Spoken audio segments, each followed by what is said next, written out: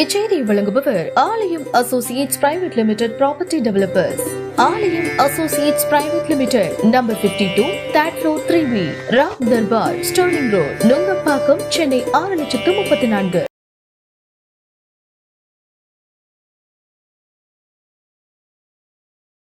கடந்த மாதம் 5ஆம் தேதி பகுஜன் சமாஜ் கட்சியின் தமிழ்நாடு மாநில தலைவர் ஆம்ஸ்ட்ராங் பெரம்பூர் பகுதியில் வைத்து படுகொலை செய்யப்பட்டார்.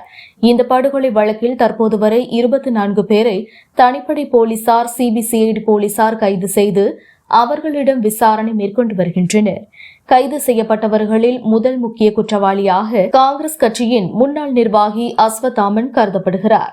மேலும் கடந்த வருடம் படுகொலை செய்யப்பட்ட ரவுடி ஆற்காடு சுரேஷின் தம்பி பாலு, சுரேஷின் மனைவி பொற்கொடி, பெண் தாதா மலர்கொடி, அஞ்சலை, ஹரிஹரன் உள்ளிட்டவர்களும் அதிமுக, திமுக உள்ளிட்ட அரசியல் கட்சியை சேர்ந்த நிர்வாகிகளுக்கும் இந்த கொலை சம்பவத்தில் தொடர்பு இருப்பது சிபிசிஐடி போலீசாரின் விசாரணையில் வெளிவந்துள்ளது.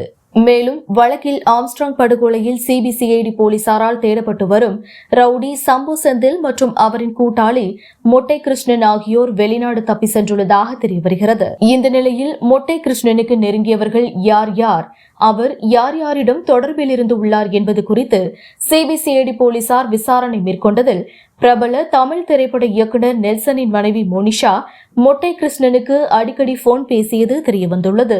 மேலும் இருவரும் சம்பவம் நடந்த பிறகு பலமுறை செல்போன் தொடர்பில் இருந்துள்ளதால் மொட்டை கிருஷ்ணனுக்கு மோனிஷா அடைக்கலம் கொடுத்திருக்கலாம் அல்லது அவர் வெளிநாடு தப்பி செல்ல உதவி செய்திருக்கலாம் என்ற கோணத்தில் போலீசார் விசாரணையை முடுக்கியுள்ளதாக தகவல் வெளியாகியுள்ளது.